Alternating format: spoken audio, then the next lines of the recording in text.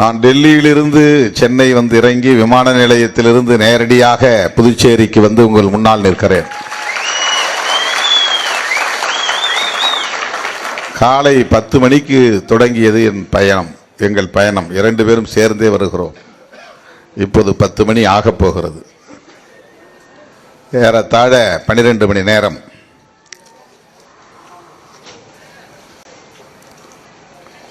இந்த செயற்குழு மாநாட்டுக்கான கடைசி நிகழ்வு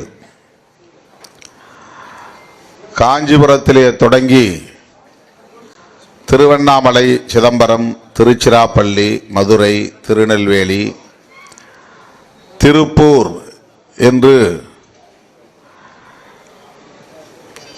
தமிழ்நாட்டில் மண்டல செயற்குழுக்களை எல்லாம் முடித்துக்கொண்டு 19ஆம் தேதி இங்கே நிறைவாக நடத்துவதென அறிவிக்கப்பட்டிருந்த நிலையில் தவிர்க்க முடியாத காரணங்களால் தள்ளி வைக்கப்பெற்று இன்றைக்கு நடைபெற்றுக் கொண்டிருக்கிறது.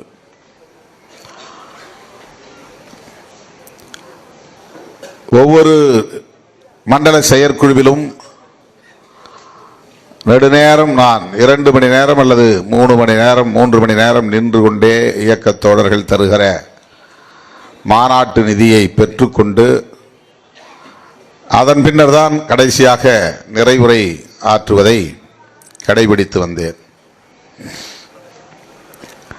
ஆனால் திருப்பூரிலும் புதுச்சேரியிலும் உரைக்கு பின்னர் நிதியை பெறுவதென்று முடிவெடுத்து உங்கள் முன்னால் நின்று கொண்டிருக்கிறேன்.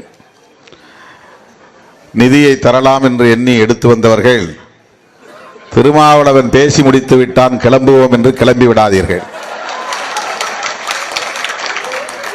500 இருந்தாலும் 1000 இருந்தாலும் நின்று வாங்கி கொண்டு செல்வதற்காகத்தான் வந்திருக்கிறேன். அறைக்கு போய் முகம் கழுவி விட்டு உடை மாற்றிக் கொண்டு வந்தால் நேரமாகும். நேரமானால் எங்கே இன்னும் ஆளை காணோம், நாம் கிளம்புவோம் என்று நீங்கள் கிளம்பி விடுவீர்களோ என்றுதான் அறைக்கு கூட போகாமல் நேரடியாக மேடைக்கு வந்து உட்கார்ந்து கொண்டேன். தமிழ் தேசியம் பற்றி எனக்கு முன்னர் பேசிய தலைவர்கள் விரிவாக பேசிவிட்டார்கள். நான் வந்திருப்பது பேசுவதற்காக என்பதை விட நிதியை பெறுவதற்காகத்தான் வந்திருக்கிறேன். வந்தவுடன் நல்ல செய்தியை சொன்னார்கள். முன்கூட்டியே ஒவ்வொருவரிடமிருந்தும் நாங்கள் நிதியை வாங்கி வைத்திருக்கிறோம். 10 லட்சத்திற்கு மேலான நிதி திரண்டு விட்டது.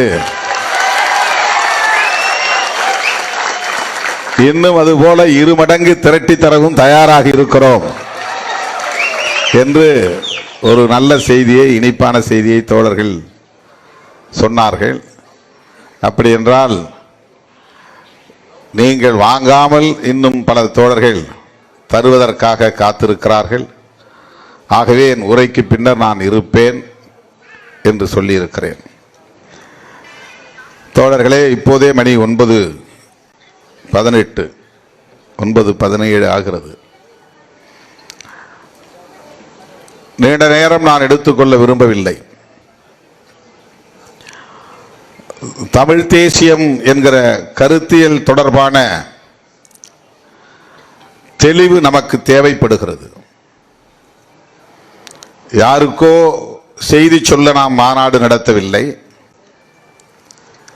யாருக்கோ நம் வலிமையை காட்ட நாம் மாநாடு நடத்தவில்லை. போராட்டங்களானாலும் பேரணிகளானாலும் கருத்தரங்குகளானாலும் மாநாடுகளானாலும் இவை அனைத்தும் நம்மை நாமே செழுமைப்படுத்திக் கொள்வதற்கான முயற்சிகள். இதை நான் ஒரு செயற்குழுவிலே பேசிவிட்டு போகலாம், போதும். ஆனால் ஒரு மாநாடு என்று அறிவிக்கிற போது, இந்த மாநாட்டுக்காக தயாராகிற போது,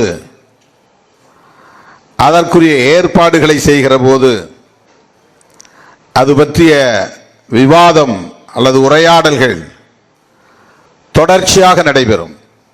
தமிழ் தேசியம் தமிழ் தேசியம் என்று மாநாட்டுக்கு முன்னதாக சில வாரங்கள் அல்லது பல வாரங்கள் நம்மிடையே இந்த உரையாடல்கள் நிகழ்ந்து கொண்டே இருக்கும். நிறைவாக மாநாட்டு மேடைகளில் தலைவர்கள் ஆற்றுகிற உரை நமக்கு ஒரு வெளிச்சத்தை தரும். அந்த மாநாட்டில் நாம் நிறைவேற்றுகிற தீர்மானங்கள் அதன் பின்னரும் ஒரு தொடர் உரையாடலை ஏற்படுத்தி தரும். இந்த தீர்மானங்கள் குறித்து நாம் பேசுவோம். இந்த தீர்மானங்களை விளக்கி பொதுக்கூட்டங்களை நடத்துவோம். இப்படி ஒரு பொருள் குறித்து தொடர் விவாதங்களை நடத்துவதற்கான ஒரு களம்தான் மாநாடு என்கிற ஏற்பாடு.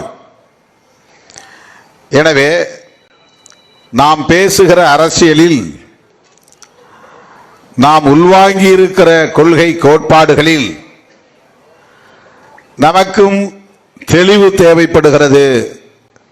அதிலே மேலும் செழுமைப்படுத்த வேண்டிய தேவை இருக்கிறது. ஆகவேதான் இதுபோன்ற ஏற்பாடுகளை நாம் அவ்வப்போது செய்கிறோம். சில நேரங்களில் நமக்கு சலிப்பாகவும் கூட இருக்கலாம். மாநாடு என்று அறிவித்து விட்டால் துண்டறிக்கைகள் அச்சிட வேண்டும், சுவர் விளம்பரங்களை எழுத வேண்டும், ஆங்காங்கே விளம்பர தட்டிகளை வைக்க வேண்டும். அப்போது டீமாக சேர்ந்து பெயரை பதிவு செய்ய வேண்டும். அதிலே என் பெயர் இல்லை, உன் பெயர் இல்லை என்று சண்டை சச்சரவு வரும். அல்லது உன் பெயர் முன்னால் இருக்கிறது, என் பெயர் பின்னால் இருக்கிறது என்ற பிரச்சனைகள் வரும். இதற்கு மாநாடு நடத்தாமல் இருந்தாலே நல்லது என்று கூட தோன்றும். மாநாடு நடத்துவதால் தான் சுவர் விளம்பரம் எழுத வேண்டி வருகிறது. சுவர் விளம்பரம் எழுதுகிற போது யார் பெயரை போடுவது, யார் பெயரை போடுவதில்லை, எழுதி முடித்த பிறகு ஏன் இப்படி எழுதினாய், எழுதுவதற்கு ஆர்வம் காட்டாதவன் தான் முதலில் சண்டைக்கே வருவான். எழுதுவதற்கு ஒரு பைசா கூட கொடுக்காதவன் தான் என் பெயரை ஏன் சிறிதாக போட்டிருக்கிறாய் என்று கேட்பான். விளம்பரம் எழுதுவதற்காக சுவர் தேடி போகாதவன், சுவர் இருந்தாலும் சுற்றி புதராக இருக்கும் அந்த புதரை சுத்தம் செய்யாதவன் முன்னால் வந்து வேகமாக சட்டை பிடித்து இழுப்பான். என்னடா நினைச்சிட்டு இருக்கிற, நான் அந்த கட்சியில் 35 வருஷமா இருக்கிறேன், என் பேரை விட்டு நீ எழுதுவியா? அதுவரையில் அவன் சுவர் விளம்பரம் எழுதணுங்கிற சிந்தனையே இருந்திருக்காது அவனுக்கு.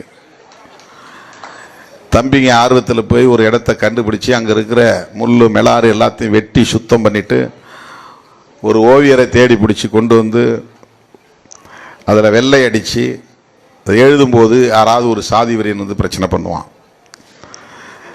யாராவது ஒரு போலீஸ்காரன் வந்து தடுப்பான். இதுவெல்லாம் தான் அரசியல். இந்த வேலைகளை எல்லாம் நீங்கள் செய்கிற போதுதான் எங்கிருந்து நமக்கு பகை எழுகிறது என்பதை புரிந்து கொள்ள முடியும். யார் நமக்கு தடை கற்களாக இருக்கிறார்கள் என்பதை புரிந்து கொள்ள முடியும். உட்பகை எங்கே உறங்கிக் கொண்டிருக்கிறது என்பதை புரிந்து கொள்ள முடியும். செயல்படாமல் இருந்தால் எதுவும் தெரியாது. செயல்படுகிற போதுதான் பிரச்சனைகளின் போதுதான் விவாதங்களின் கடைசியாகத்தான் தீர்வு. அதுவே நமக்கு ஒரு தெளிவு கிடைக்கும், ஞானமும் பிறக்கும். ஓ, இப்படிதான் பிரச்சனைகளை தீர்வு காணணுமா? இல்லைன்னா நீ பாட்டு வீட்டிலே உட்கார்ந்துருக்கணும். நீ வேலையை பிரஷை எடுத்துட்டு கிளம்புனா உனக்கு பிரச்சனை பின்னாலே வருதுன்னு அர்த்தம். டிஜிட்டல்ல போய் உட்கார்ந்து விளம்பரத்துக்கு பதாகை தயாரிக்கிறேன்னா யார் படத்தை பெருசா போடுறது, யார் படத்தை சின்னதா போடுது, பிரச்சனை எங்கே தொடங்கும்.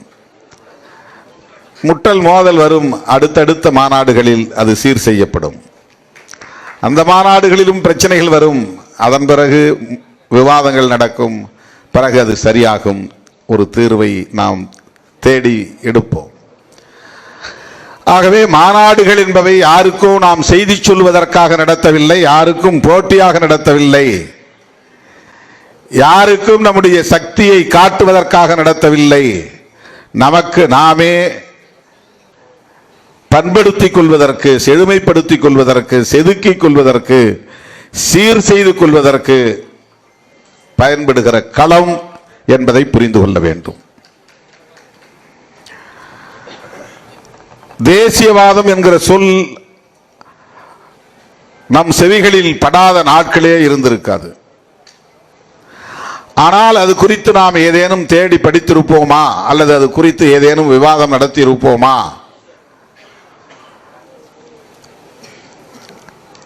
அது பற்றிய தெளிவை பெற்றிருப்போமா என்றால் அது வெறும் கேள்விப்பட்ட ஒரு சொல்லாக மட்டுமே நமக்குள் இருக்கும். அதனை அடுத்து அதை பற்றிய எந்த முயற்சியிலும் நாம் ஈடுபட்டு இருக்க மாட்டோம். ஏகாதிபத்தியம் என்கிற சொல் நமக்கு அடிக்கடி கேட்ட சொல்லாக இருக்கும். ஆனால் அதை பற்றிய தேடல் நமக்கு இருந்திருக்காது. சாதி ஒழிப்பு என்று நாம் பேசாத நாட்களே இல்லை. ஆனால் சாதி என்கிற இந்த சமூக கூறு எப்படி தோன்றியது, இந்த சமூகத்தில் எப்படி பரவியது, அது ஏன் இவ்வளவு கெட்டித்தட்டி போய் கிடக்கிறது,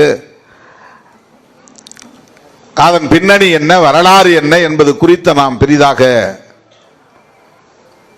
தேடி படிப்பதில்லை, விவாதிப்பதில்லை. அதை பற்றிய புரிதலை நாம் பெறுவதற்கு அந்த முனைப்பும் காட்டியதில்லை என்பதுதான் ஒரு சுய விமர்சனமாக முன்வைக்க விரும்புகிறேன். ஆகவே எத்தனையோ சொற்கள் நமக்கு பழக்கமானவைதான், புழக்கமானவைதான். பெண்ணியம் என்று அந்த சொல் தெரியும். ஆனால் அந்த தத்துவம் என்ன என்பதை எந்த அளவுக்கு நாம் புரிந்து வைத்திருக்கிறோம்? மார்க்சியம் என்கிற சொல் நமக்கு பழக்கம்தான். ஆனால் அதன் அடிப்படை கோட்பாடுகளையாவது நாம் அறிந்திருக்கிறோமா என்றால் அது கேள்விக்குறியாகத்தான் இருக்கும். எந்த அரசியல் கட்சிகளிலும் இதில் பெரிய அக்கறை காட்டுவதில்லை, ஒரு சில கட்சிகளை தவிர. அரசியல் என்பது ஒரு வணிக சொல்லாக மாறிவிட்டது, ஒரு கமர்ஷியல் டேர்ம். அது அரசியலில் ஈடுபட்டால் விரைவில் பதவி பெறலாம், பரிசு கிடைக்கும், அதிகார சுகம் கிடைக்கும், பொருளை இலகுவாக ஈட்டிக்கொள்ள முடியும், கார் வாங்கலாம், வீடு கட்டலாம், தோட்டம் துறவு வாங்கலாம் என்கிற நிலையில் அரசியல் என்பது ஒரு வணிக சொல்லாக மாறிவிட்டது, வணிக தளமாக மாறிவிட்டது, வணிகத்திற்கான ஒரு களமாக மாறிவிட்டது என்பதுதான் நாம் ஒப்புக்கொள்ள வேண்டிய உண்மை. ஆனால் அரசியல் என்பது மிகவும் ஆழமானது. ஒவ்வொரு குடிமகனும் அறிந்திருக்க வேண்டிய ஒன்று. அது ஒரு விஞ்ஞானம், அது ஒரு சயின்ஸ்.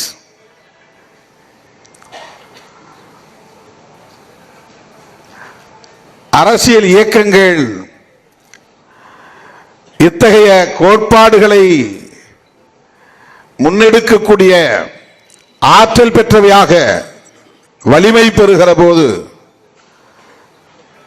சமூகத்தில் முற்போக்கான மாற்றங்கள் நிகழும், தேசத்தில் முற்போக்கான மாற்றங்கள் நிகழும். இல்லையே மேலும் மேலும் ஒரு தேசம் பின்னடைவை சந்திக்க நேரும். நம்மை பொறுத்தவரையில் தேர்தலுக்காக உருவாக்கி கொண்ட ஒரு இயக்கம் இல்லை.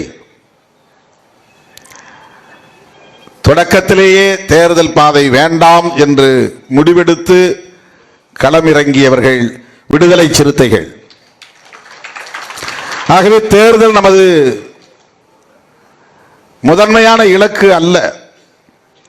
அதுதான் நம்முடைய இலக்கு என்று இருந்தால் ஆரம்பிக்கிற போதே நாம் தேர்தல் அரசியலை பேசியிருப்போம். சட்டமன்ற நாடாளுமன்ற தேர்தலில் பங்கேற்க வேண்டும் என்கிற வேட்கையை கொண்டிருப்போம். இப்படித்தான் பல அரசியல் இயக்கங்கள் தோன்றி இருக்கின்றன.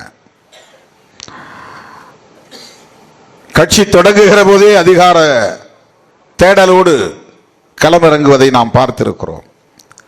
ஆனால் நாம் இந்த இயக்கத்தை தொடங்குகிற போதே விடுதலை சிறுத்தைகள் என்கிற பெயரை அறிவித்த போதே நமக்கான கருத்தியல் களங்கள் என்ன என்பதை வரிசைப்படுத்தினோம், வகைப்படுத்தினோம். சாதியை ஒழிக்க வேண்டும் என்பது எம்முடைய நோக்கங்களில் ஒன்று. அது எங்களுக்கான ஒரு கொள்கை. மொழி வழி தேசியம் என்கிற அடிப்படையில் தமிழ் தேசியத்தை மண்ணில் வளர்த்தெடுக்க வேண்டும் என்பது நம்முடைய நோக்கங்களில் ஒன்று. இதை சொல்லுகிற போது நமக்கு தேர்தல் அரசியல் ஈடுபாடே கிடையாது.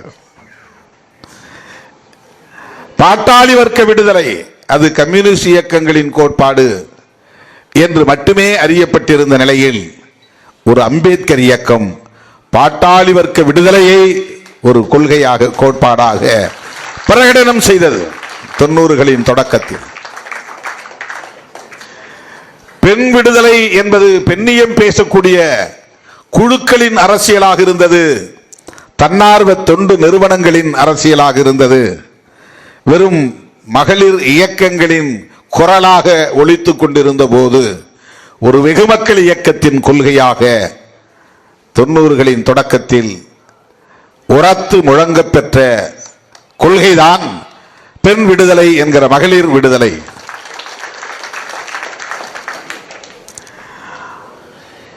ஏகாதிபத்திய எதிர்ப்பு என்பதும் கூட அமெரிக்க ஏகாதிபத்தியம், ரஷ்ய ஏகாதிபத்தியம் என்று மிக பெரும் வல்லரசு நாடுகளுக்கு எதிரான கருத்தியலை உயர்த்தி பிடிக்கிற அமைப்புகளாக கம்யூனிச இயக்கங்கள் இருந்த காலத்தில் ஏகாதிபத்திய எதிர்ப்பை எமது கொள்கைகளுள் ஒன்று, ஐவகை கொள்கைகளுள் ஒன்று என்று முன்வைத்த முதல் இயக்கம் விடுதலை சிறுத்தைகள் கட்சி.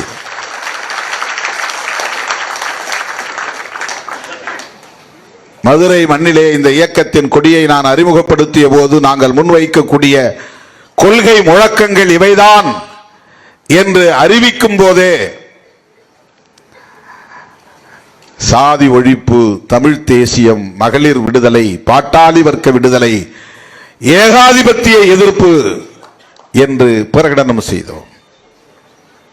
அப்போது தேர்தல் பாதை வேண்டாம் என்று உறுதிப்பாட்டோடு களத்தில் நின்ற காலம். தேர்தலுக்காக நாம் சாதி ஒழிப்பை பேசவில்லை. தேர்தலுக்காக நாம் தமிழ் தேசியத்தை பேசவில்லை. தேர்தலுக்காக நாம் பெண் விடுதலையை பேசவில்லை.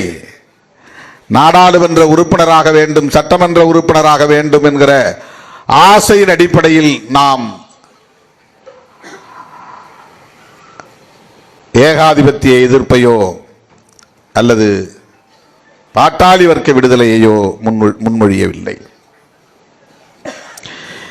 இந்த களங்களில் பணியாற்றுவதற்காக நாங்கள் எங்களை ஒப்படைக்கிறோம். இந்த அரசியலை மக்களிடத்திலே கொண்டு போய் சேர்த்து மக்களை அரசியல்படுத்துவதற்காக நாங்கள் களமிறங்குகிறோம். இதுதான் 90களின் தொடக்கத்தில் தேர்தல் பாதை கூடவே கூடாது என்று உறுதிமொழி எடுத்த காலத்தில் முன்வைத்த அரசியல். இன்றைக்கு தேர்தல் அரசியலுக்கு நாம் வந்துவிட்டோம். அது வேறு.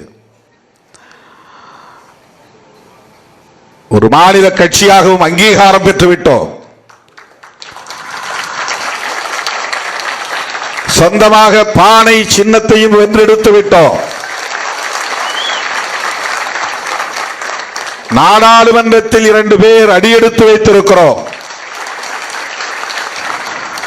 ஆட்சியிலும் பங்கு, அதிகாரத்திலும் பங்கு என்று முழங்கிய இயக்கம் இன்றைக்கு கூட்டணி அமைச்சரவையிலே இடம்பெறுகிற நிலையையும் எட்டிவிட்டோம்.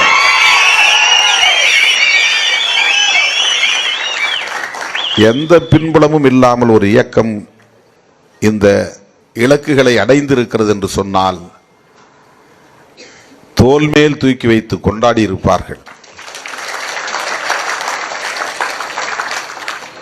எப்படி இது சாத்தியமானது என்று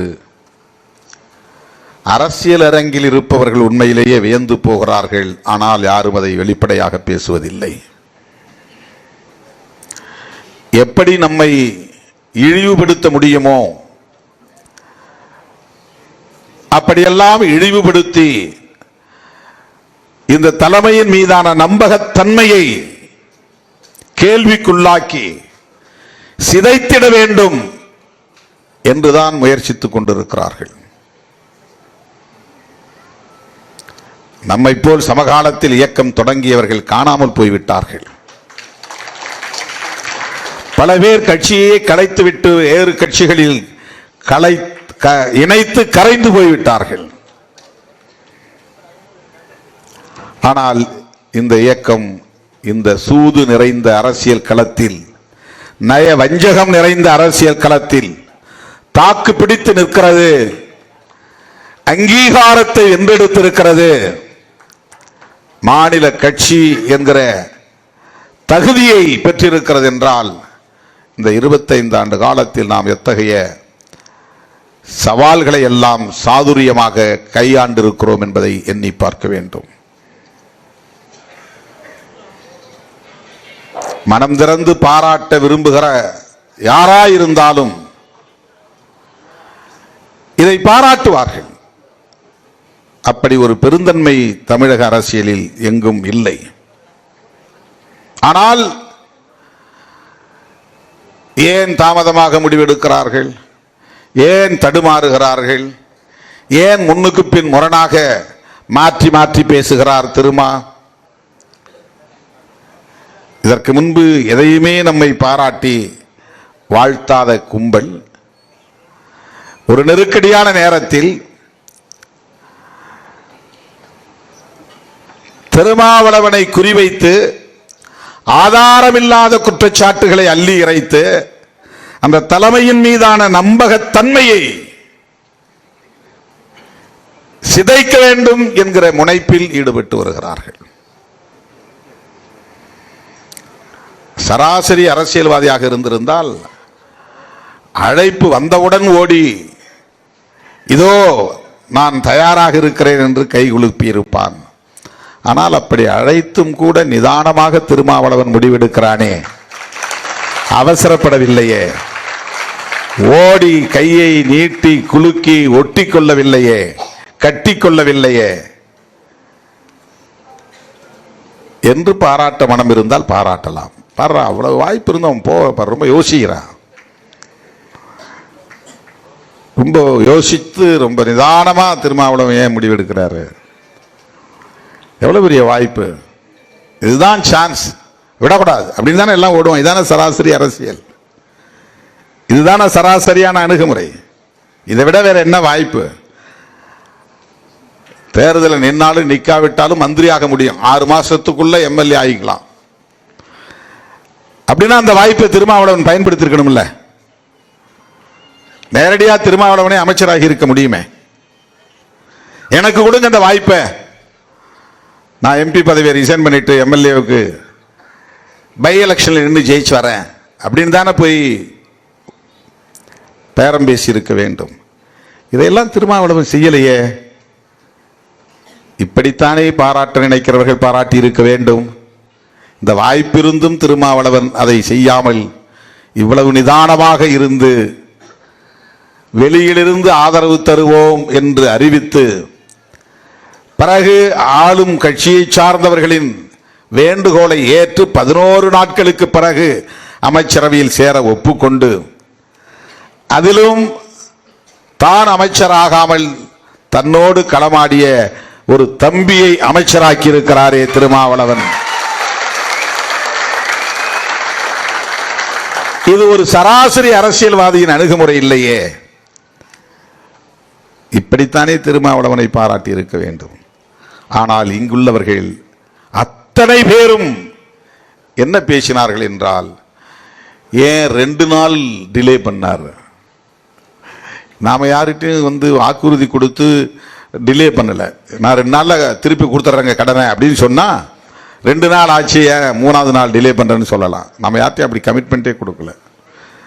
நம்மகிட்ட ரெக்வஸ்ட் வந்திருக்கு. அந்த ரெக்வஸ்ட் வேண்டுகோள், ஒரு அழைப்பு, எங்களுக்கு ஆதரவு கொடுங்க என்கிற ஒரு வேண்டுகோள். இந்த வேண்டுகோளை ஜனநாயக முறைப்படி பரிசீலிக்க வேண்டும் என்று ஒரு தலைமை முடிவெடுக்கிற போது, ஏன் இவர் என்ன கம்யூனிஸ்ட் கட்சி தான் ஸ்டேட் கமிட்டி கூட்டம், இவருக்கு என்ன பிரச்சனை? இதுதான் அவங்களுடைய பார்வை. திருமாவளவனே முடிவெடுத்தா அவங்க யாருங்க கேட்க போறா? இதுதான் அவங்களுடைய சிந்தனை. கம்யூனிஸ்ட் அறிவித்த உடனே அறிவிக்க வேண்டியது தானே, இதுதான் அவர்களின் சிந்தனை. விடுதலை சிறுத்தைகள் கட்சியும் ஜனநாயக பூர்வமான விவாதங்களை நடத்தி முடிவெடுக்கும். என்று அவர்களால் அதை ஏற்றுக்கொள்ள முடியவில்லை. திருமாவளவன் தனிநபர், அவர் எடுக்கிற முடிவு தான் அந்த கட்சி. அதில் என்ன டிலே பண்ணணும், இதுதான் எல்லாருடைய ஆத்திரமும். ஏன் டிலே பண்ணணும், ஏன் தாமதப்படுத்தணும்? அவர் முடிவெடுத்து அறிவிச்சிட்டா யார் என்ன கேட்க போறா? ஆனால் எந்த முடிவாக இருந்தாலும் விடுதலை சிறுத்தைகள் கட்சியில் ஒரு விவாதம் நடத்திதான் அறிவித்திருக்கிறோம், முறைப்படி அறிவித்திருக்கிறோம். இந்த மரபை நாம் பின்பற்றுகிறோம் என்பதை கூட அவர்களால் ஏற்றுக்கொள்ள முடியவில்லை. ஏனென்றால் சராசரியாக ஒரு சாதி அரசியல் பேசுகிற கும்பல் என்கிற மதிப்பீடு தான் பலருக்கும் இருக்கிறது. இவர்களிடையே கருத்தியல் பார்வை இல்லை, இவர்களிடையே ஜனநாயக அணுகுமுறை இல்லை, இவர்கள் கருத்தியல் களத்தில் உறுதிப்பாட்டோடு நிற்கக்கூடியவர்கள் என்கிற மதிப்பீடு இல்லை. மொத்தத்தில் தலித்துகள் என்றாலே அந்த ஆற்றல் உடையவர்கள் என்கிற பார்வை இல்லை.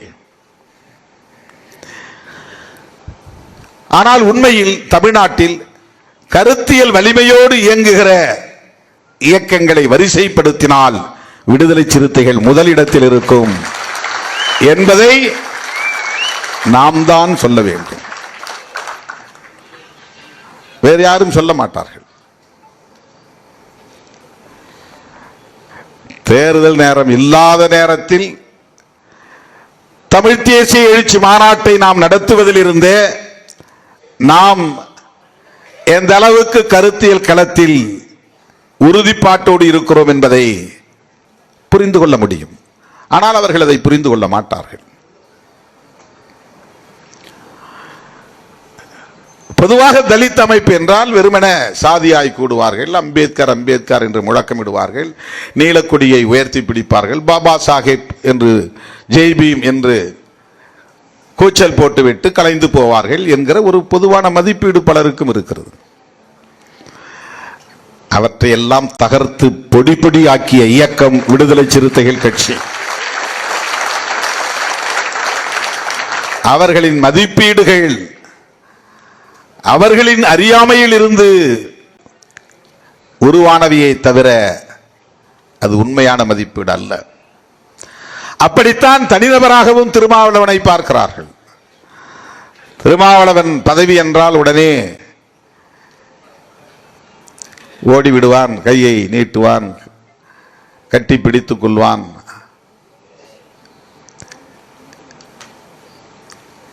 விலை பேசிவிட முடியும். இந்த மக்களின் வாக்குகளை எப்படி 100க்கும் 200க்கும் வாங்கினோமோ அப்படி தலைவர்களையும் விலை பேசிவிட முடியும். இது அந்த காலம், இது சிறுத்தைகளின் காலம். மருத்துவர் ராமதாஸ் இந்த தலித் தலைவர்களை பற்றி ஒரு வரியில் சொல்வார், ஒரு வரியில், பஞ்சு மிட்டாய் தலைவர்கள் அப்படின்பார். தலித் இயக்கங்களை பற்றியும் தலித் தலைவர்களை பற்றியும் அவர்களின் மதிப்பீடு என்னவாக இருந்தது என்றால் பஞ்சு மிட்டாய் தலைவர்கள். அதுனா என்ன அர்த்தம் தெரியுமா? பஞ்சு மிட்டாய் வாங்கி திங்கிறவன் அர்த்தம் இல்லை.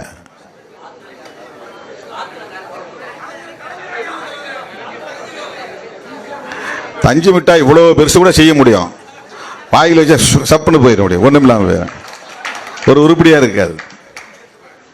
பார்க்கறதுக்கு பெரிய பிம்பத்தை உருவாக்கி வச்சிருப்பாங்க, உள்ள போய் பார்த்தா ஒண்ணு இருக்காதுங்கிறது அதுக்கு பொருள். நீங்கள் நினைக்கிற தலைவர்கள் சிறுத்தைகள் அல்ல. உங்கள் மதிப்பீடு உங்கள் அறியாமையின் வெளிப்பாடு, அவ்வளவுதான். இந்த இயக்கத்தை நீங்கள் நினைப்பது போல் ஓரங்கட்டிவிட முடியாது, நீங்கள் நினைப்பது போல் ஒதுக்கிவிட முடியாது, நீங்கள் நினைப்பது போல் சிதறடித்து விட முடியாது. திமுகவில் 60 பேருக்கு பழைய ஆட்களுக்கு சீட்டு கொடுக்கல. அந்த கட்சி சிதறும் அப்படின்னு யாரும் எழுதல. நான் 3 பேருக்கு மறுபடியும் சீட்டு கொடுக்கல. ஆனா கிட்டத்தட்ட 3 மாதம் எழுதினார்கள், இந்த சிதற போகிறது, வெடிக்க போகிறது, உடைய போகிறது. இந்த கட்சி சிதற வேண்டும், உடைய வேண்டும், நொறுங்க வேண்டும் என்கிற அளவுக்கு அவர்களுக்கு ஒரு காழ்ப்புணர்ச்சி இருக்கிறது என்று சொன்னால், எந்த அளவுக்கு இந்த சமூகத்தின் மீது அவர்களுக்கு ஒரு வெறுப்பு இருக்கிறது என்பதை புரிந்து கொள்ள வேண்டும்.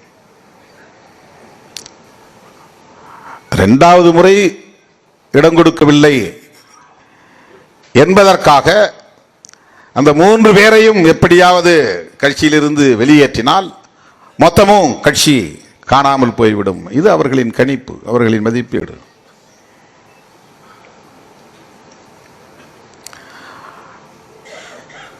இப்ப திருமாவளவன் என்ற கட்சியே இல்லை, தாவேகா வந்ததும் எல்லோரும் அந்த பக்கம் போய்விட்டார்கள். இன்றைக்கு திமுக கூட்டணி இத்தனை இடங்களில் வெற்றி பெற்றதற்கே விடுதலை சிறுத்தைகள் தான் காரணம்.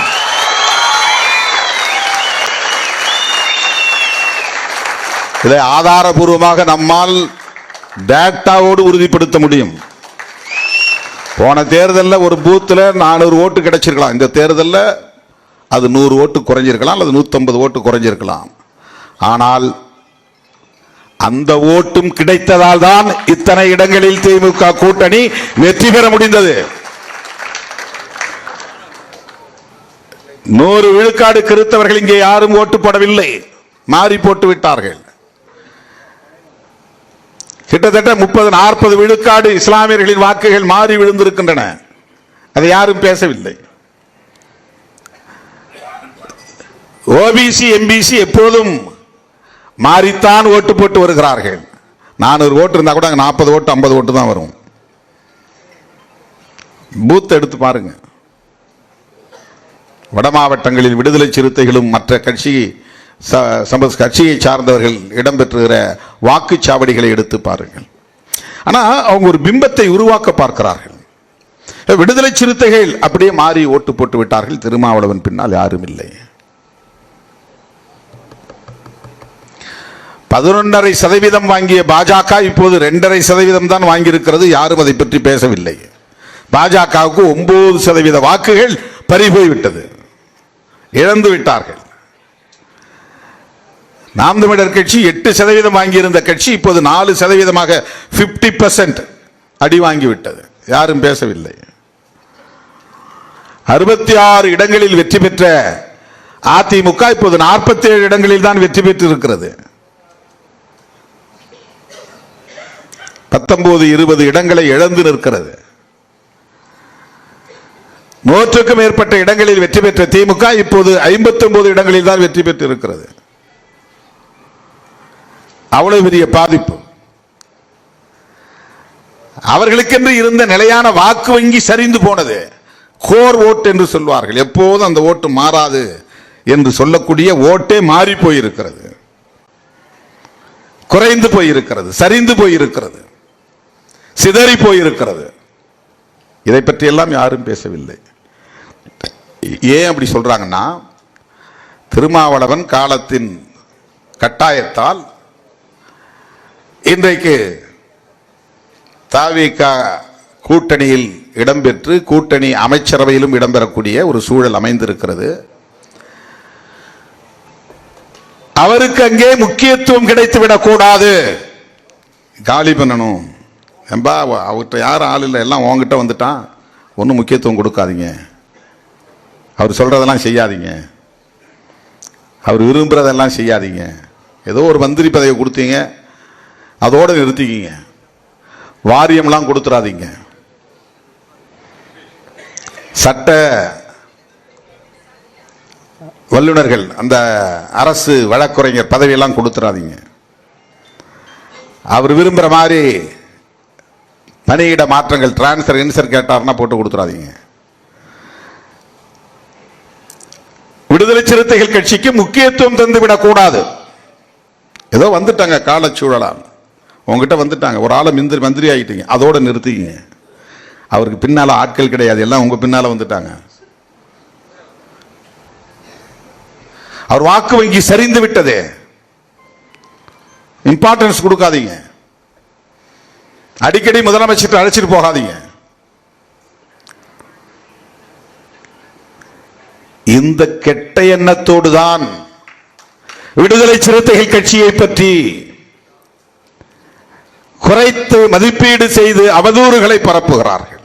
ஒரு இம்பார்ட்டன்ஸ் கிடைச்சிடக்கூடாது, அதுதாங்க. ஆக தேர்தலுக்கு முன்பும் சிறுத்தைகள் தான் டார்கெட், தேர்தலுக்கு பின்னரும் சிறுத்தைகள் தான் அவர்களின் இலக்காக இருக்கிறது.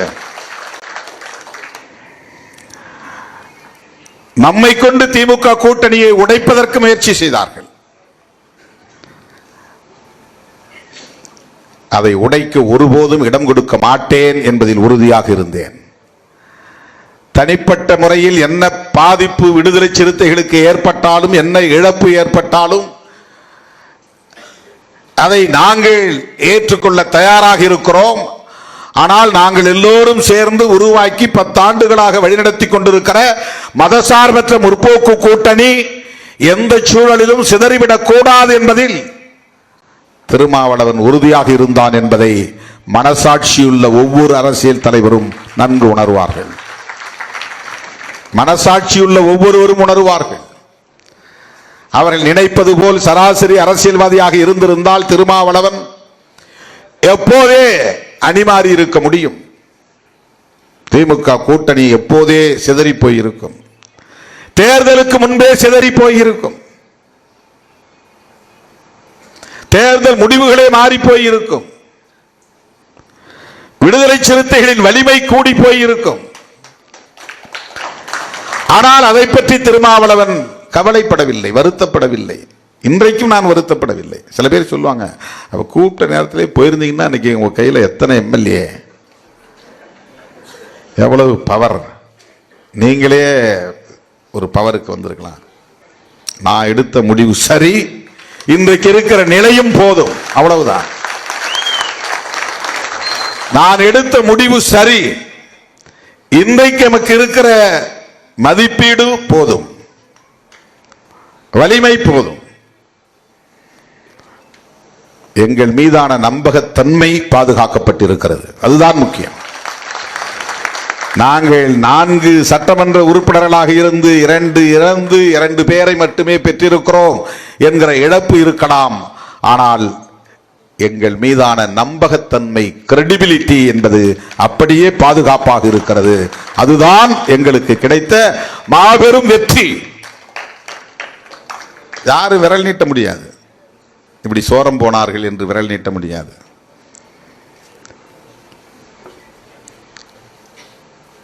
வாய்க்கு வந்ததை பேசினார்கள் தோழர்களே. இன்றைக்கும் அப்படித்தான் நம்மை குறிவைத்து பேசிக் கொண்டிருக்கிறார்கள் என்றால் அதற்கு காரணம், கருத்தியல் அடிப்படையிலே ஒரு இயக்கம் வலுவாக இயங்கிக் கொண்டிருக்கிறது என்பதை அவர்களால் பொறுத்துக் கொள்ள முடியவில்லை.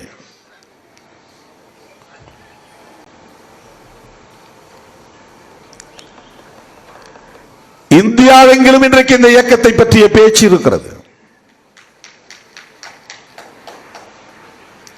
தென்னிந்திய மாநிலங்களில் இந்த இயக்கத்தின் கிளைகள் இன்றைக்கு மேலும் பெருகிக் கொண்டிருக்கின்றன. இவையெல்லாம் எந்த அடிப்படையில்? புரட்சியாளர் அம்பேத்கரின் கொள்கைகளை, தந்தை பெரியாரின் கொள்கைகளை, மாமேதை மார்க்சின் கொள்கைகளை இன்றைக்கு உரத்து பேசுகிற ஒரு இயக்கமாக, வலுவாக பேசுகிற இயக்கமாக விடுதலை சிறுத்தைகள் கட்சி விளங்குகிறது. அதுதான் காரணம். இந்த நீட் விவகாரத்தில் கூட அடித்து சொல்லுவேன், தேசிய அளவில் நீட் கூடாது என்று சொல்லி வருகிற இயக்கம், தொடக்கத்தில் இருந்து பேசி வருகிற இயக்கம் விடுதலை சிறுத்தைகள் கட்சி. தமிழ்நாட்டில் எல்லா கட்சியும் தமிழ்நாட்டுக்கு நீட் வேண்டாம் என்றுதான் பேசினார்கள். தமிழ்நாட்டுக்கு நீட்டு வேண்டாம், தமிழ்நாட்டுக்கு நீட்டு வேண்டாம். அது அப்படிதான் சட்ட மசோதாவும் நிறைவேற்றப்பட்டது, அப்படிதான் நிறைவேற்ற முடியும். ஆனால் அதுதான் கோரிக்கையாகவே இருந்தது. இது இந்தியா முழுவதும் தூக்கி எறியப்பட வேண்டும். இந்த பார்வை விடுதலை சிறுத்தைகள் கட்சிக்கு மட்டும்தான். அன்றைக்கும் சரி, இன்றைக்கும் சரி. இப்போது கூட நானும் தோழர் ரவிக்குமார் அவர்களும் கரப்பாம்பூச்சி போராட்டத்துக்கு போயிட்டு வந்தோம். கரப்பாம்பூச்சிகள் ஜனதா கட்சி, அவர்களுடைய கோரிக்கை கல்வி அமைச்சராக இருக்கிற தர்மேந்திர பிரதான் பதவி விலக வேண்டும். அதுதான் ஒரே கோரிக்கை. அவங்க யாரும் நீட் தேர்வே கூடாதுன்னு சொல்லல. இடையில போற நம்மள மாதிரி ஆட்கள் தான் நீட் தேர்வே வேண்டாம்னு சொல்றோம். இந்த சிஜேபி என்கிற அமைப்பை சார்ந்தவர்கள் முன்வைக்கக்கூடிய கோரிக்கை, நான் போனதும் கேட்டேன், கல்வி அமைச்சர் மட்டுமா வந்து இதுக்கு பொறுப்பாக முடியும்?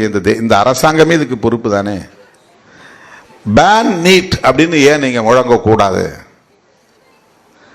பிரதமர் பதவி விலக வேண்டும் என்று ஏன் நீங்கள் பேசக்கூடாது? அது நெக்ஸ்ட் ஸ்டெப் சார் அப்படின்னா அவங்க லேர்னிங் ஸ்டேஜில் இருக்கிறாங்க, அரசியல்ல கற்கும் நிலையில் இருக்கிறார்கள். தப்புன்னு சொல்லலை, நான் விமர்சிக்கல. ஆனா இன்னைக்கு நடக்கிற இந்த போராட்டம், வடக்கு இருக்கிறவர்கள் எல்லாம் போராடுகிறார்கள் என்றார்கள். வடக்கே இருப்பவர்கள் பாஜக அரசை எதிர்த்து போராடவில்லை, மோடி அரசை எதிர்த்து போராடவில்லை, மோடி பதவி விலக வேண்டும் என்று போராடவில்லை. வினாத்தாள்கள் கசிந்து போனதற்கு தர்மேந்திர பிரதான் தான் காரணம். அந்த தர்மேந்திர பிரதான் பதவி விலக வேண்டும் என்கிற கோரிக்கை. இரண்டாவது என்ன கோரிக்கையை வைத்தார்கள் என்றால், போலீஸ் தடியடி நடத்தியது, அடித்தவர்கள் மீது நடவடிக்கை எடுங்கள், மாணவர்கள் மீது போடப்பட்ட வழக்குகளை திரும்ப பெறுங்கள். மூன்றாவது கோரிக்கை, இதற்கு அரசு அல்லது பிரதமர் வருத்தம் தெரிவிக்க வேண்டும். எந்த இடத்திலும் நீட்டை விலக்கிக் கொள்ளுங்கள் அல்லது திரும்ப பெற்றுக் கொள்ளுங்கள் என்று யாரும் சொல்லவில்லை. நாம் சொல்லுகிறோம், சிறுத்தைகள் சொல்லுகிறோம், நீட் தேர்வு முறையே கூடாது, அந்த தேர்வே கூடாது. தமிழ்நாட்டுக்கு மட்டுமல்ல, தமிழ்நாட்டில் இருக்கிற மாணவ செல்வங்கள் மட்டும் பாதிக்கப்படவில்லை. தேசிய அளவில் போட்டித் தேர்வுகளுக்கான நுழைவுத் தேர்வை இந்திய ஒன்றிய அரசு கையில் எடுத்துக்கொண்ட முறையே தவறு. அந்தந்த மாநில அரசுகள் தேவைப்பட்டால் நுழைவுத் தேர்வுகளை நடத்தி கொள்ளலாம். அப்படி இருந்தது ஏற்கனவே. கடந்த காலங்களில் தமிழ்நாட்டில் மருத்துவ கல்விக்கு நுழைவுத் தேர்வு முறை இருந்தது, பிறகு நிறுத்தினார்கள், மறுபடியும் கொண்டு வந்தார்கள், அது இருந்தது. பொறியியல் கல்விக்கு நுழைவுத் தேர்வு முறை இருந்தது. இது மாநில அரசு எடுக்கிற முடிவு, மாநில அரசுகளுக்கான அதிகாரம் அது. ஆனால் இந்தியா முழுவதும் ஒரே மாதிரியான கல்விக் கொள்கை, சமமான கல்விக் கொள்கை என்பது வேறு, ஒரே மாதிரியான கல்விக் கொள்கை என்பது வேறு. அந்த கல்விக் கொள்கை சனாதன சக்திகளின் விருப்பப்படி வரையறுக்கப்படுகிறது. அதை திணிக்க பார்க்கிறார்கள். ஒரே தேர்வு இந்தியா முழுவதும், அதுக்குன்னு தனியா தேர்வு, பொது தேர்வுக்குன்னு ஒரு தேர்வு முகமை உருவாக்கி இருக்கிறாங்க, ஒரு ஏஜென்சி, நேஷனல் டெஸ்டிங் ஏஜென்சி, தேசிய தேர்வு முகமை. அப்படி ஒரு பாடியை உருவாக்கிட்டாங்க, அவங்க தான் செய்யறாங்க.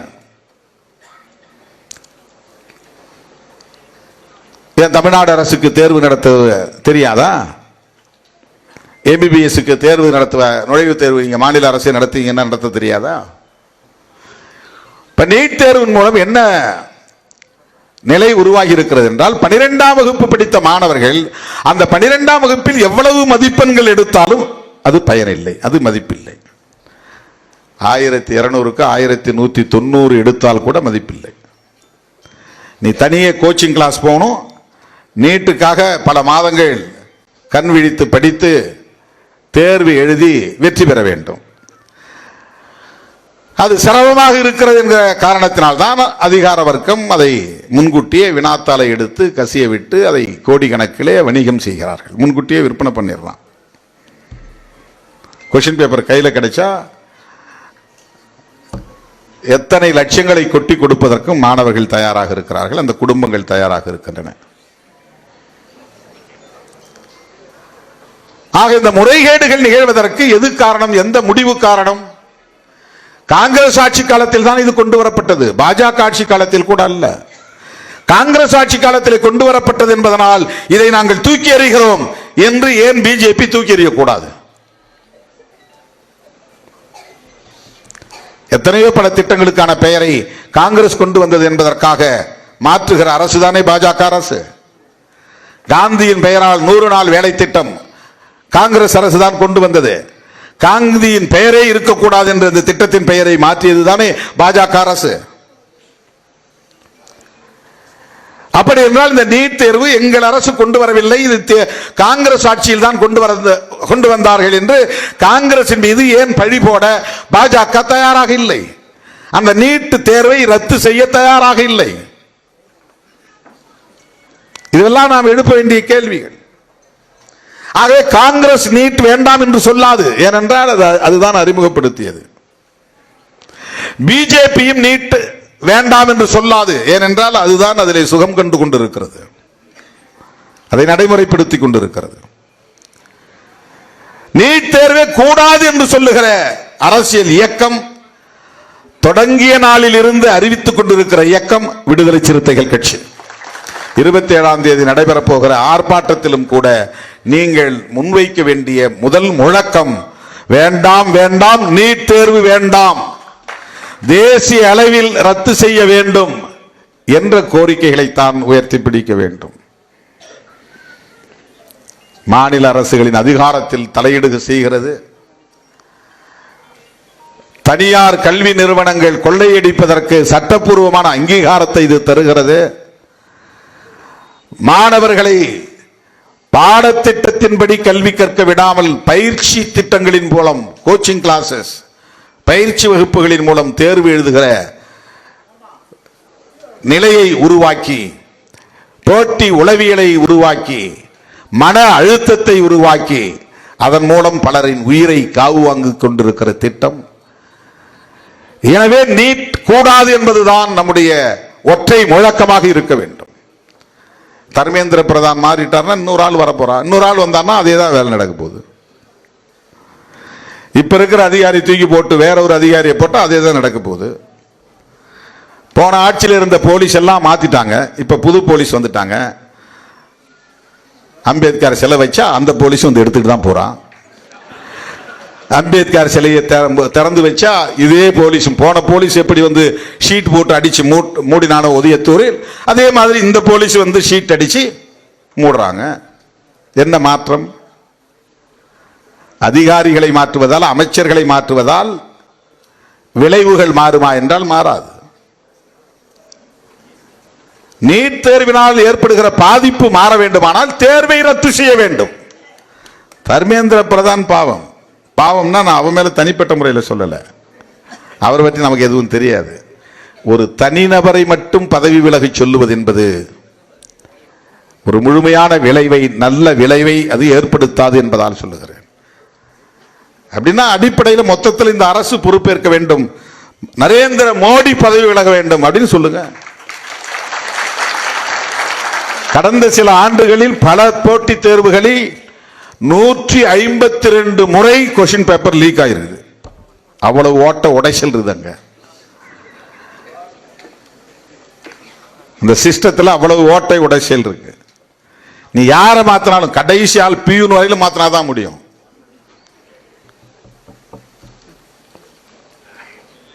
ஒரு ஆள் ரெண்டு ஆளை மாத்துறதுனால பிரச்சனைகள் தீராது.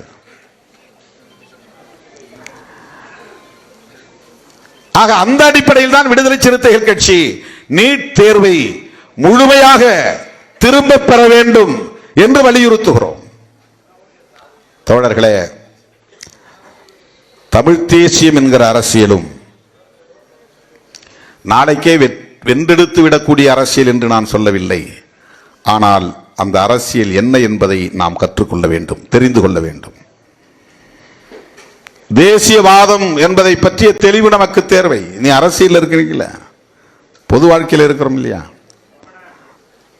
தேர்தல் களத்தில் இருந்தாலும் கூட கருத்தியல் களத்தில் நாம் நின்றாக வேண்டுமா இல்லையா? தேர்தல் 5 வருடங்களுக்கு ஒரு முறை வரக்கூடிய ஒரு ஏற்பாடு, அவ்வளவுதான்.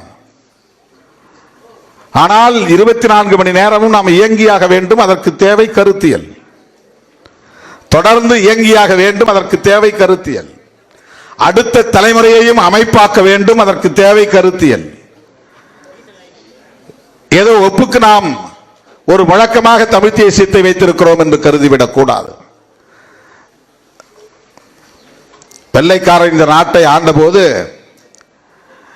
இன்றைக்கு பாகிஸ்தானாக இருக்கிற அந்த நிலப்பரப்பும், இன்றைக்கு வங்கதேசமாக இருக்கிற அந்த நிலப்பரப்பும், இன்றைக்கு இலங்கை தீவாக இருக்கிற அந்த நிலப்பரப்பும் எல்லாம் வெள்ளைக்காரனின் கட்டுப்பாட்டில் இருந்த நிலப்பரப்பு தான். இலங்கையை விட்டு மற்றதை பார்த்தால் எல்லாமே இந்தியா தான். பாகிஸ்தானும் ஒரு காலத்தில் இந்தியா, வங்கதேசமும் ஒரு காலத்தில் இந்தியா, அது வெள்ளைக்காரன் காலத்தில். அப்ப இந்திய தேசியவாதம் என்று சொன்னால் அது ஆப்கானிஸ்தான் வரையில் எல்லை இருக்கிறது. இங்கே வங்கதேசத்தின் கடைசி விளிம்பு வரையில், அந்த வங்க கடற்கரை வரையில் இந்தியாவின் எல்லை இருக்கிறது. ஆனால் நாடு விடுதலை அடைந்த போது மேற்கு பாகிஸ்தான், கிழக்கு பாகிஸ்தான் என்று இரண்டு நிலப்பரப்பு ஒரே நாடாக பிரிந்தது. ரெண்டும் ஒரே நாடு தான், ஆனால் இரண்டு நிலப்பரப்பு, ஒன்று மேற்க ஒன்று கிழக்க. கொஞ்ச நாள்ல கிழக்கு பாகிஸ்தான் வங்கதேசமாக மாறிவிட்டது, அது ஒரு தனி நாடாக மாறிவிட்டது, பங்களாதேஷ். எஞ்சிய பகுதியை இன்றைக்கு நாம் இந்தியா என்று சொல்லுகிறோம். அவன் அதை பாகிஸ்தான் என்கிறான், இதனை அவன் பங்களாதேஷ் என்கிறான். எஞ்சிய பகுதியை இந்தியா என்கிறோம். இந்த இந்தியாவுக்குள்ளேயும் ஜம்மு காஷ்மீர் இந்த கான்ஸ்டிடியூஷனுக்கு உட்படாத பகுதி, ஆனால் இந்தியா. நம்முடைய கான்ஸ்டிடியூஷன் அரசமைப்பு சட்டத்தின்படி அது இந்தியா இல்லை, ஆனால் அது இந்தியா. சில உடன்பாடுகளின் அடிப்படையில் நம்மோடு அது இருக்கிறது. ஆக எஞ்சிய பகுதி ஒரு மொழி பேசக்கூடிய பகுதியாக இருக்கிறதா என்றால் இல்லை. ஒரு மதத்தை பின்பற்றக்கூடிய நிலப்பரப்பாக இருக்கிறதா என்றால் இல்லை. பல மதங்கள், பல மொழிகள் பேசக்கூடிய இனங்கள் வாழுகிற ஒரு நிலப்பரப்பு. இதனை எப்படி அழைப்பது? அரசமைப்பு சட்டம் எழுதுகிற போதே இது பிரச்சனையானது. இந்தியா என்று அழைப்பதா, பாரத் என்று அழைப்பதா? இந்தியா என்கிற பாரத் என்றுதான் தொடங்குகிறது அரசமைப்பு சட்டமே. புரட்சியாளர் அம்பேத்கர் அவர்களுக்கு பாரத் என்று அழைப்பதற்கு உடன்பாடு இல்லை. அந்த சொல்லுக்கு வெவ்வேறு விளக்கங்கள் சொல்லப்படுகின்றன. ஆனால் பெரும்பாலும் அது புராண பின்னணியை கொண்ட ஒரு சொல். மகாபாரதம் அந்த பாரதத்திலிருந்து வருகிற புராண கருத்தியலை பின்னணியாக கொண்ட ஒன்றாகத்தான் பலராலும் பார்க்கப்படுகிறது. இன்றைக்கு சனாதன சக்திகள் பாரத் என்றால் அது பேரொளி என்று பொருள் அப்படின்லாம் விளக்கம் சொல்றாங்க. இந்த நில உலகிலேயே, பூ உலகத்திலேயே புனித மகான்கள் அதிகம் தோன்றிய நிலப்பரப்பு இந்தியாதான்.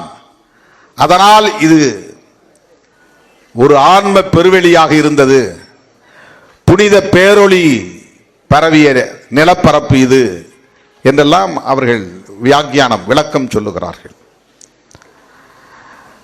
புரட்சியாளர் அம்பேத்கர் அவர்களுக்கு ராமாயணம், மகாபாரதம் போன்ற புராண கதையாடல்களில் உடன்பாடு இல்லை, நம்பிக்கை இல்லை.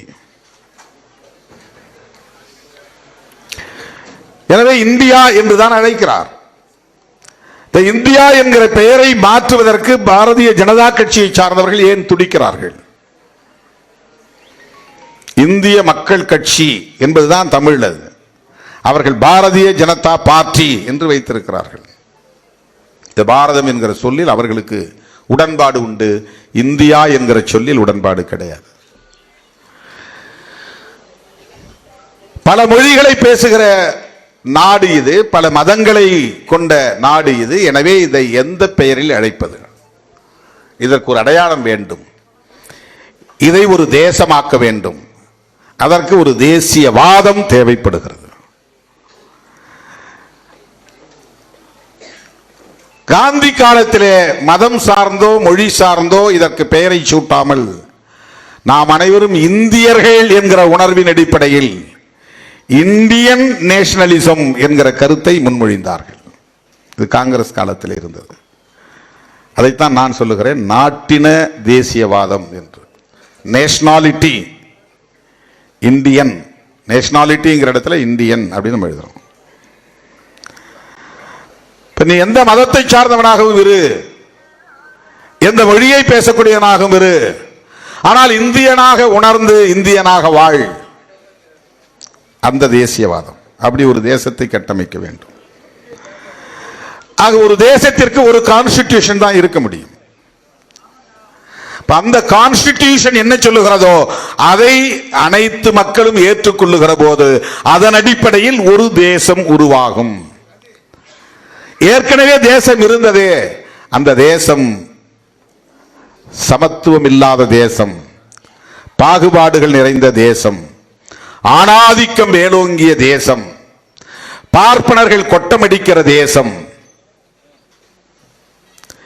இந்தி பேசக்கூடியவர்களின் வல்லாதிக்கம் நிறைந்த தேசம், சமஸ்கிருதத்தை பேசக்கூடியவர்கள் கலாச்சார தளத்தில் ஆதிக்கம் செலுத்தக்கூடிய தேசம்.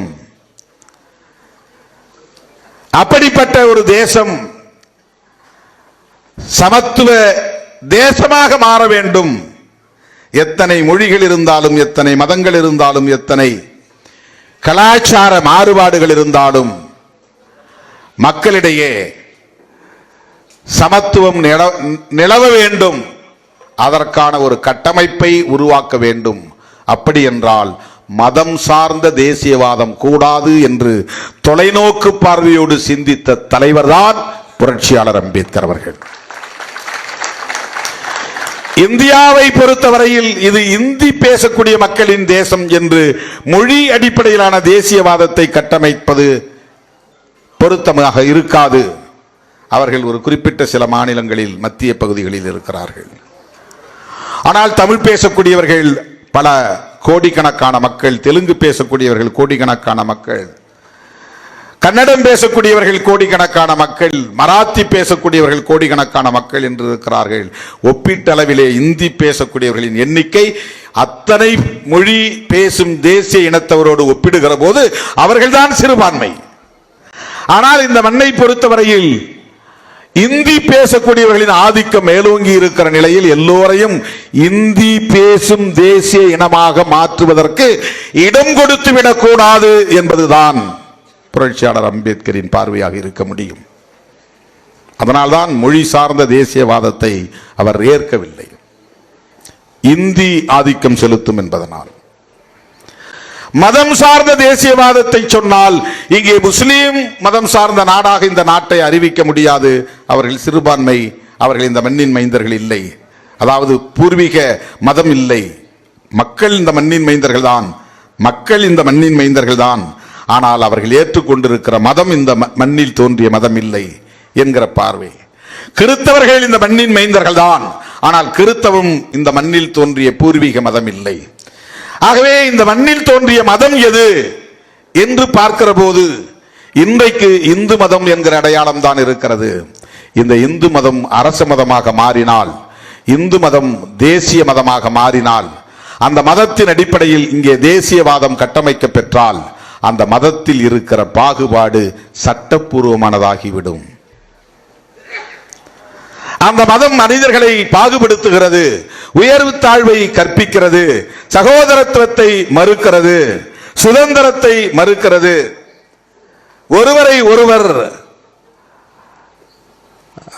அரவணைத்து வாழுகிற அந்த வாழ்க்கை முறையை மறுக்கிறது.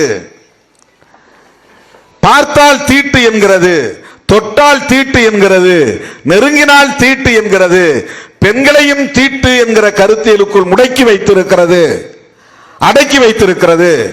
இப்படிப்பட்ட அந்த மதம் இந்தியாவின் தேசிய மதமாக மாறினால், அந்த மதம் சார்ந்த ஒரு தேசியவாதம் இங்கே நிறுவப்பட்டால், மதம் சார்ந்த ஒரு நாடாக இது மாறினால் இந்த பாகுபாடு நிலைத்து போகும், சமத்துவம் மலராது. எனவே புதிதாக உருவாக போகிற இந்தியா மதசார்பற்ற இந்தியா என்கிற ஒரு மகத்தான கோட்பாட்டை முன்னிறுத்தியவர் புரட்சியாளர் அம்பேத்கர் அவர்கள். மதசார்பற்ற இந்தியா, செக்யூலர் நேஷனலிசம், மதசார்பின்மைதான் இந்த நாட்டின் தேசியவாதம். மதசார்பற்ற நாடு இது. சாதியால் பயன்பெறக்கூடியவர்களால் இதை ஏற்றுக்கொள்ள முடியாது. உயர் சாதி என்கிற கர்வம் உள்ளவர்களால் இதை ஏற்றுக்கொள்ள முடியாது. ஆதிக்க வெறி பிடித்தவர்களால் இதை ஏற்றுக்கொள்ள முடியாது. தன்னுடைய அறிவாண்மையால் புரட்சியாளர் அம்பேத்கர் அத்தனை பேரையும் வென்று இந்த தேசம் மதசார்பற்ற தேசமாகத்தான் வளர வேண்டும், அதற்கான சட்டம் தான் நான் இயற்றிய சட்டம். எனவே செக்யூலரிசம் அதுதான் இந்த கான்ஸ்டிடியூஷனுடைய ஆன்மா, உயிர். தோழர்களே, மதவழி தேசியவாதம் கூடாது என்பதுதான் பாரதிய ஜனதாவின் RSSன் உயிர் மூச்சு கோட்பாடு. எது என்றால் மதவழி தேசியம்தான், இந்துத்துவ தேசியவாதம் தான். ஆக இந்துத்துவ தேசியவாதத்தை எதிர்ப்பது மொழிவழி தேசியமாகத்தான் இருக்க முடியும், மதவழி தேசியமாக இருக்க முடியாது. இந்துத்துவ தேசியவாதத்தை எதிர்க்க முஸ்லிம் தேசியவாதத்தை பேச முடியாது. இந்துத்துவ தேசியவாதத்தை எதிர்க்க வீழ்த்த கிறிஸ்தவ தேசியவாதத்தை பேச முடியாது. அவர்கள் இந்து நாடாக அறிவிக்க முயற்சிக்கிறார்கள் என்பதை தகர்க்க, அந்த முயற்சியை முறிவடிக்க இதை முஸ்லிம் நாடு என்று அறிவிக்க முடியாது, கிறிஸ்தவ நாடு என்று பிரகடனப்படுத்த முடியாது. அதற்கு மாற்று மதச்சார்பின்மைதான், சாதி ஒழிப்பு தான். இந்த இரண்டு தான் பாரதிய ஜனதாவும் RSS முன்மொழியக்கூடிய தேசியவாதத்தை வீழ்த்தக்கூடிய வல்லமை இந்த இரண்டு கோட்பாடுகளுக்குத்தான் உண்டு. ஒன்று செக்யூலரிசம், இன்னொன்று அனிகிலேஷன் ஆஃப் காஸ்ட். சாதி ஒழிப்பும் மதச்சார்பின்மையும் தான் இங்கே மதசார்பற்ற சமத்துவ இந்தியாவை உருவாக்க முடியும். மதசார்பற்ற என்ற கோட்பாடு உயிர்ப்போடு இருந்தால்தான் சாதியற்ற என்ற சமூகத்தை கட்டமைக்க முடியும். மத சார்பு என்றால் சாதி வந்துவிடும், சாதி வந்தால் சாதி பெருமை, சாதி இழிவு நிலைத்து நிற்கும். இங்கே தமிழ் தேசியம் பேசுகிறவர்கள் சாதி பெருமையை பேசுகிறார்கள், அதை குடிப்பெருமை என்று மாற்றி சொல்லுகிறார்கள். எப்படி அது இந்துத்துவ தேசியவாதத்தை எதிர்க்கும்? அகில இந்திய தேசியவாதமாக பாரதிய ஜனதாவால் முன்வைக்கப்படக்கூடிய அந்த மதவழி தேசியவாதத்தை எப்படி இவர்கள் பேசுகிற தேசியவாதத்தால் எதிர்த்து வீழ்த்த முடியும்? சாதி வாழ்கை என்பவனால், சாதி பெருமை பேசக்கூடியவனால், குடிப்பெருமை பேசக்கூடியவனால், பிறமொழி பேசக்கூடியவர்களின் மீது வெறுப்பை உமிழ்வதனால், தெலுங்கன் தமிழன் என்று பாகுபடுத்துவதனால் தமிழ் தேசியம் வளர்ச்சி அடையாது. தமிழ் தேசியம் இங்கே வளர்ச்சி அடைய வேண்டுமானால் மதச்சார்பின்மையும் வேண்டும், சாதி ஒழிப்பும் வேண்டும். ஆகவே விடுதலை சிறுத்தைகள் கட்சி முன்மொழியக்கூடிய தேசியம் என்பது தமிழ் தேசியம் தான். இது வெறும் மொழி உணர்வையும் இன உணர்வையும் முன்னிறுத்தக்கூடிய ஒரு தேசியவாதம் இல்லை. பாரதிய ஜனதா, RSS போன்ற அமைப்புகள் முன்வைக்கக்கூடிய மதவாதத்தை எதிர்க்கிற தேசியம், சாதியவாதத்தை எதிர்க்கிற தேசியம், குறிப்பிட்ட ஒன்றிய அரசுக்கு அதிகாரங்களை குவிக்கிற அந்த நடைமுறையை எதிர்க்கிற தேசியம். ஆகவேதான் இரண்டு கூறுகளை நாம் பேசும் தமிழ் தேசியத்தின் கூறுகளாக முன்வைக்கிறோம். ஒன்று சாதி ஒழிப்பு, அதற்குள்ள மதசார்பின்மை வந்து விடுகிறது, அதற்குள்ளே இந்துத்துவ எதிர்ப்பு என்பது வந்து விடுகிறது, அதற்குள்ளே பாகுபாடு எதிர்ப்பு என்பது வந்து விடுகிறது, அதற்குள்ளே ஆணாதிக்க எதிர்ப்பு என்பதும் வந்து, பாகுபாடு எதிர்ப்பு வந்தாலே பெண்ணியம் மேலோங்குகிறது, ஆணாதிக்கம் கூடாது என்பது. சாதி ஒழிப்பு தான் சகோதரத்துவத்திற்கான வழி, சாதி ஒழிப்பு தான் சமத்துவத்திற்கான வழி, சாதி ஒழிப்பு தான் பெண் விடுதலைக்கான வழி, சாதி ஒழிப்பு தான் பாட்டாளி வர்க்கத்திற்கான விடுதலை, பாட்டாளி வர்க்க விடுதலைக்கான வழி. மொத்தத்தில் சாதி ஒழிப்பு. இரண்டாவது, டெல்லியிலே அதிகாரம் குவியக்கூடாது, நீட்டு எதிர்ப்பு என்பதும் தமிழ் தேசியம்தான், மொழிவழி தேசியம்தான். இந்த மையத்தில் அதிகாரத்தை குவிக்க கூடாது, மாநில அரசுகளுக்கு தன்னாட்சி அதிகாரத்தை தர வேண்டும், அதுதான் மாநில சுயாட்சி, ஸ்டேட் அட்டானமி. ஆகவே விடுதலை சிறுத்தைகள் கட்சி பேசுகிற தமிழ் தேசியம் என்பது சாதி அற்ற, மத சார்பற்ற, தன்னாட்சி அதிகாரம் உள்ள மாநில அரசுகளை கொண்ட, கூட்டாட்சி தத்துவத்துடன் இயங்குகிற ஒன்றிய அரசை பெற்ற சமத்துவ இந்தியா. புரட்சியாளர் அம்பேத்கர் கண்ட கனவை உயர்த்தி பிடிக்கிற சமத்துவ இந்தியா. நாம் பேசக்கூடிய தமிழ் தேசியத்திற்குள் இவ்வளவு விஷயங்கள் அடங்கி இருக்கிறது, இவ்வளவு கருத்தியல் அடங்கி இருக்கிறது. நான் தமிழன் என்பதனாலேயே தமிழ் தேசியத்தை நான் பேசவில்லை. சமத்துவத்தை விரும்புவதனால் தமிழ் தேசியம் பேசுகிறேன். சாதி ஒழிப்பை இலக்காக கொண்டிருப்பதனால் தமிழ் தேசியத்தை பேசுகிறேன். இதை இன்னும் அழுத்தமாக அறிவிப்பு செய்கிற களம்தான் உளுந்தூர்பேட்டையில் நடைபெறவிருக்கிற தமிழ் தேசிய எழுச்சி மாநாடு. விடுதலை சிறுத்தைகள் கருத்தியல் போராளிகள் என்பதை உறுதிப்படுத்துகிற களம். தமிழ் தேசியத்தை தலைமை தாங்குகிற ஆற்றல் வாய்ந்தவர்கள் விடுதலை சிறுத்தைகள் தான் என்பதை உறுதிப்படுத்துவதற்கான மாநாடு. என் உயிரின் உயிரான விடுதலை சிறுத்தைகளே, இன்றைக்கு இந்த அரங்கு நிறைந்து வருகை தந்து சிறப்பித்துக் கொண்டிருக்கிற நீங்கள் அனைவரும் லட்சக்கணக்கான சிறுத்தைகளோடு உளுந்தூர்பேட்டையில் வந்து பங்கேற்க வேண்டும் என்கிற அழைப்பை விடுத்து முடிக்கிறேன். நன்றி, வணக்கம்.